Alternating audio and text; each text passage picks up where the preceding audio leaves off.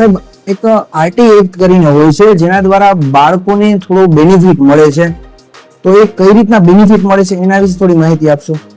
સૌથી પહેલા હું તમને એ જણાવીશ કે આરટી એટલે થાય શું. આરટી એટલે કે રાઇટ ટુ એજ્યુકેશન. ઓકે. તે વસ્તુ આપણા ભારતમાં 4 ઓગસ્ટ 2009 ના રોજ અમલમાં આવી હતી.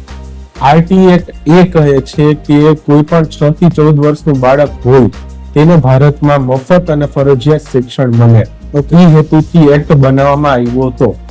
આરટી એક્ટ મુજબ કોઈ પણ ખાનગી શાળા હોય એની 25% સીટ આરટી ના બાળકો માટે રિઝર્વ રાખવામાં આવે છે. જે કોઈ પણ બાળકોને આરટી એક્ટ દ્વારા એડમિશન મળે તેને ખાનગી શાળામાં 1 થી 8 ધોરણ સુધી મફત અભ્યાસ કરી શકે છે. અને જે લોકોને આરટી એક્ટ મુજબ એડમિશન મળ્યા હોય તે લોકોને સરકાર દર વર્ષે 3000 ની આર્થિક સહાય કરે છે તેના પુસ્તક, બેગ્સ કે કોઈ પણ અન્ય ખર્ચ માટે.